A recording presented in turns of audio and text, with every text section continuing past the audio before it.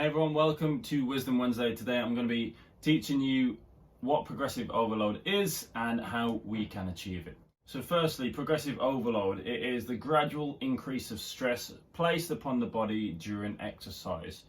And the first thing people always go for when wanting to improve what they are doing in regards to exercise is increase the weight. And that is not always the case. Don't get me wrong, it is a great way to determine whether progressive overload is being achieved, but that is not always the way.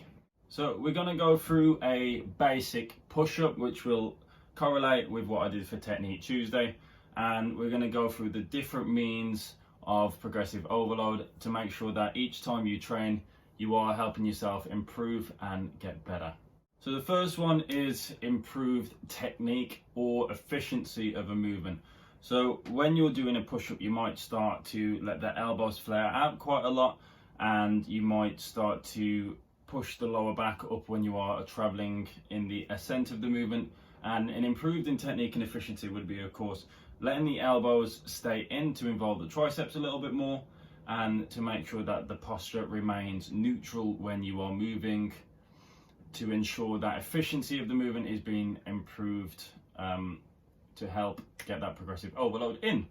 The next one could be an increase in repetitions or an increase in sets. So let's say you've been doing 3 sets of 10 reps of your push-ups for the past 3 weeks.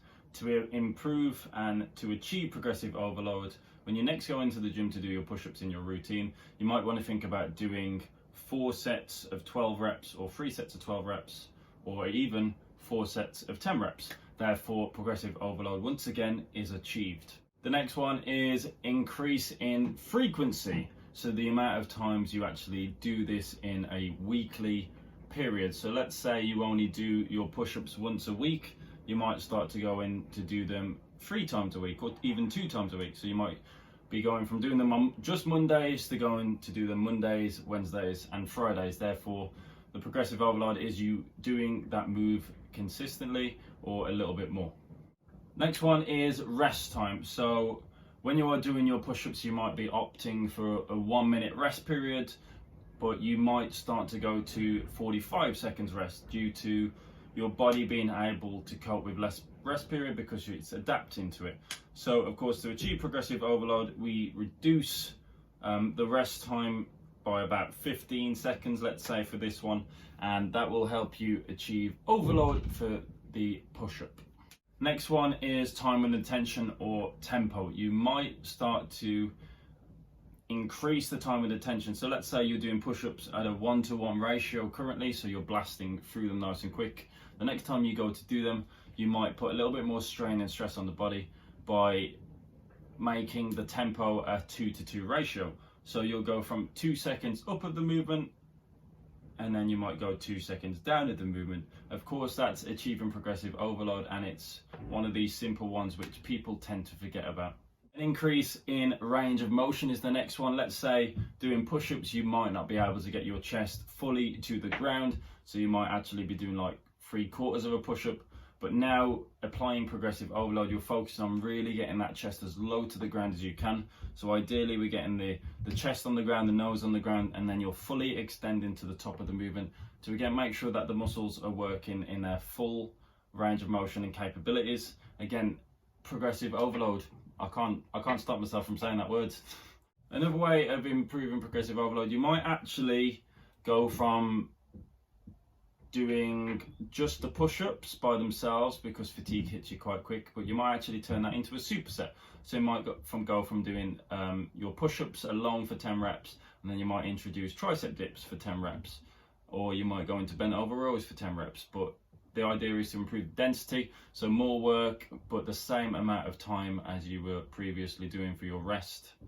Another way of seeing progressive overload might actually be the speed or acceleration of the movement. So you might find that doing push-ups previously, you are really struggling to get yourself back up from that push-up without actually controlling the time and attention.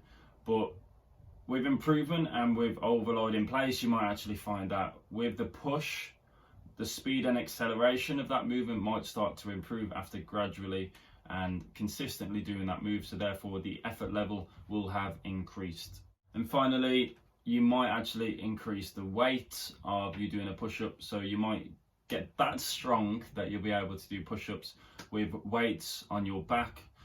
Ideally, push-ups, you shouldn't have to do this. It would go into different moves like your big compound moves or anything that you use in weight, squats, deadlifts, whatever.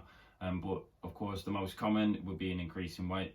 But my advice with the progressive overload of this, I would make sure that your time and attention is in control, so you are consistently keeping the movement at your own pace. Your technique and the efficiency of the movement is perfect. Therefore, you're getting the depth in, you're getting that back nice and flat with your push-ups, and then you can start to improve the weight on that individual move. You might actually go from not being able to do a push-up at all to progressing the movement to, let's say, doing them on your knees, or to going a lower on a box. So you were doing push-ups nice and high against the wall. Now you've decreased the height of the box, you can actually do push-ups a lot lower to the ground. And again, don't forget that that's definitely progressive overload. That's improvement, and that's what we want to be able to achieve out of doing this.